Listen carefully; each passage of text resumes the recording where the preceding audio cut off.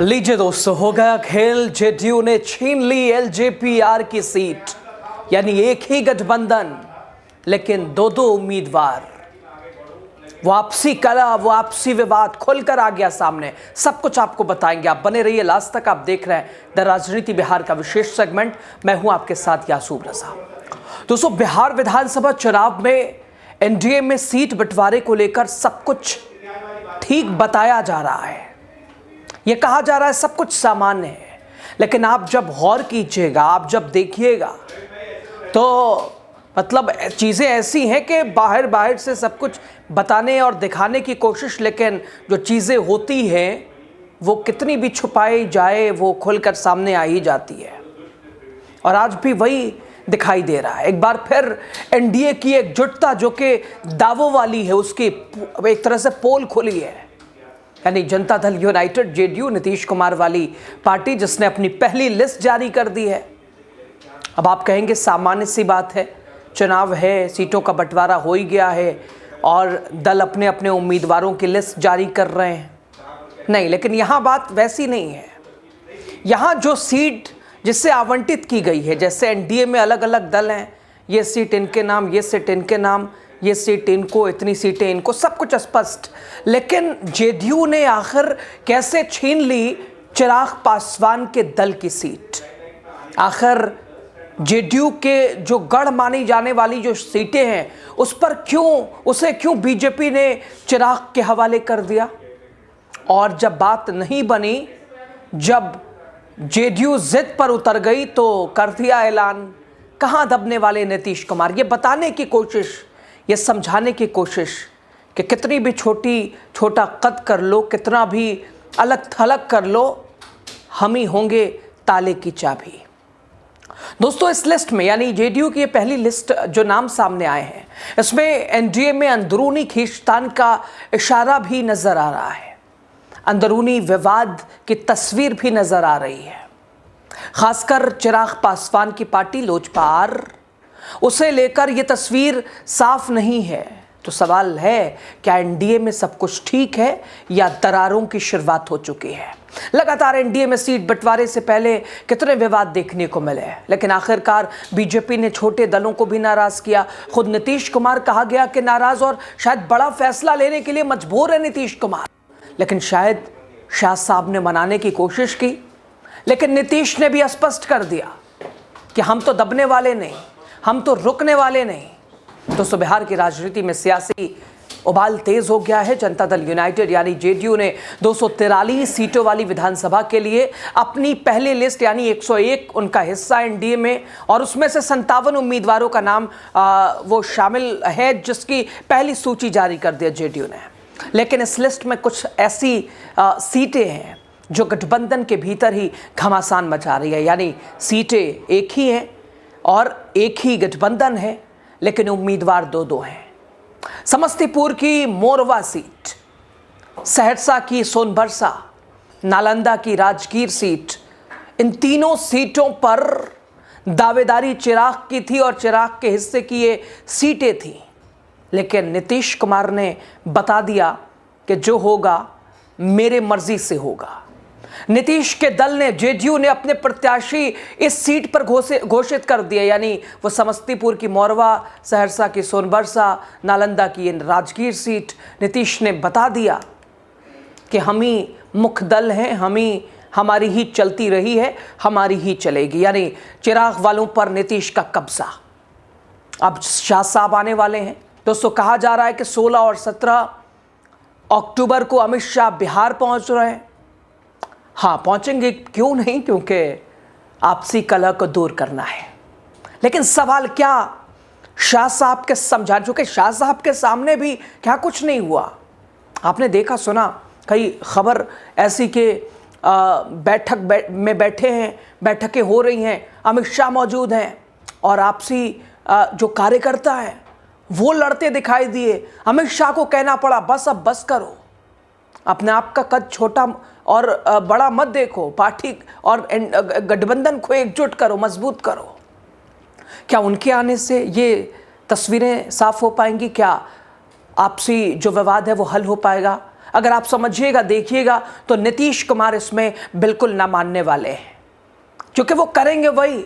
उनके पास बहुत सारे ऑप्शन हैं, ए प्लान, बी प्लान, वो सब तय करके रखे हुए हैं कि अगर इधर से तेज़ी होगी तो उनके पास भी ऐसी चीज़ें हैं, और शायद उसका अंदाज़ा खुद बीजेपी को भी है। दोस्तों, चिराग पासवान ने कोशिश कि भाई 29 सीटें लेकर बीजेपी में मेरा कद कितना बड़ा हो गया है, बिहार यानी आने वाले समय की बात छोड़िए, आज ही कि वो मुख्य चेहरा वही हो गए हैं, मुख्य दल वही हो गया है। लेकिन नीतीश ने फिर से बता दिया कि चेहरा और मुख्य दल और भूमिका किसकी महत्वपूर्ण है, कौन कितना ज़रूरी है किसके लिए। और एक बार यानी ये कह दीजिए और ये कह लीजिए कि उधर शाह की भी फटकार चिराग को ही है, क्योंकि चिराग की वजह से नीतीश का रिश्ता बीजेपी से ख़राब हो रहा है। बीजेपी कतई नहीं चाहती कि नीतीश को नाराज़ करें, क्योंकि अगर बिहार से नीतीश छटके, बिहार से बीजेपी का साथ नीतीश ने छोड़ा, उधर केंद्र की सरकार पे भी असर साफ दिखेगा। दोस्तों, माना जा रहा है कि ये सीट एलजेपीआर यानी चिराग पासवान की पार्टी के हिस्से में थी, ये उनके हिस्से के लिए तीनों सीटें थी, लेकिन जेडीयू के इस कदम से एनडीए के भीतर सीट शेयरिंग पर सवाल उठ गए हैं। सीटें एक, गठबंधन एक, लेकिन उम्मीदवार दो दो। अब लोजपा भी क्या जवाबी तैयारी में लगी है। उधर चिराग के जीजा लगातार अलग ऊर्जा उनके अंदर, सीट बंटवारे के बाद भी एलजेपीआर का, चूँकि बहुत सारे ऐसे कैंडिडेट हैं जो नाराज़ हैं, जिन्हें भाई 29 ही तो अब पार्टी उम्मीदवार बना पाएगी। एलजेपीआर के 29 ही तो उम्मीदवार हो पाएंगे, 29 सीट ही मिली है। तो अब पिछले अगर 2020 चुनाव को अगर आप उसका आकलन कीजिएगा तो आप समझिएगा कि पिछले चुनाव में 130-135 सीटें, इस बार सिर्फ 29 सीटें। हालांकि पिछली बार वो अकेले थे, इस बार एनडीए के साथ हैं, मोदी जी के साथ हैं, मोदी जी के हनुमान बने हुए हैं। तब ऐसे में दोस्तों सबसे महत्वपूर्ण ये है कि इन 29 के अलावा बहुत सारे ऐसे नाम हैं जिन्हें टिकट पार्टी नहीं दे पा रही है, चाह के भी नहीं दे पा रही है। और वो तो पार्टी का आपसी विवाद, वो अपनी जगह, एलजेपीआर के विवाद, एलजेपीआर की नाराज़गी और खुद एलजेपीआर के प्रदेश अध्यक्ष उनकी चेतावनी, खुद एलजेपीआर के प्रभारी उनका दो टूक कहना कि एक तो प्रत्याशी, एक तो बहुत सारे कार्यकर्ता, पार्टी के नेता नाराज है, और दूसरे जो हमारी सीट है, जो हमारा हिस्सा है, उस पर दूसरे दल कब्जा कर रहे हैं, यानी हमारे गढ़ पे।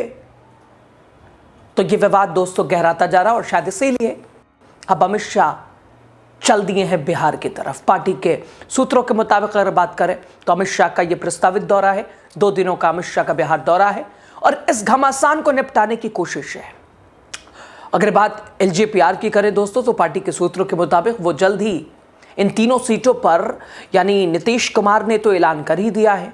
अब ये सीट जिसके हिस्से की थी, यानी एलजेपीआर की सीट है, लोक जनशक्ति पार्टी रामविलास की सीट है, चिराग वाली सीट है, तो कहा जा रहा है कि नीतीश को जवाब मुंह से नहीं देंगे चिराग, नीतीश को जवाब ऐसे देंगे, यानी अब इन तीनों पर अपने उम्मीदवार भी पेश कर देंगे चिराग। यानी एक तरफ जेडीयू के उम्मीदवार तो एक तरफ एलजेपीआर के चिराग पासवान के दल के उम्मीदवार, यानी बात वही हो गई, एक ही गठबंधन लेकिन सीट भी एक ही, लेकिन उम्मीदवार तो दो। अब ऐसे में ये सिचुएशन गहराएगी, एनडीए में घमासान को उजागर करेगी, विपरीत तस्वीरें होंगी और एनडीए टूटेगा।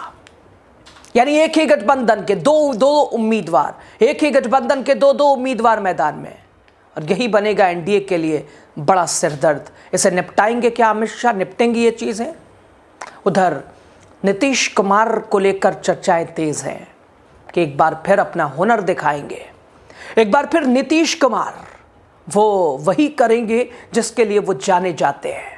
और कहते भी हैं दोस्तों, चूंकि बिहार में समीकरण कब बदल जाए, कब किस पक्ष चला जाए, कब किसका विरोधी हो जाए, कब कौन किसका दोस्त और किसका दुश्मन हो जाए, ये कह भी नहीं सकते हैं। हर पल ऐसे ही गुजर रहा है और संकेत मिल रहे हैं कुछ बड़ा होने के। दोस्तों, बिहार चुनाव में वोटिंग से पहले कई तरह के सियासी समीकरण बदलते दिख रहे हैं।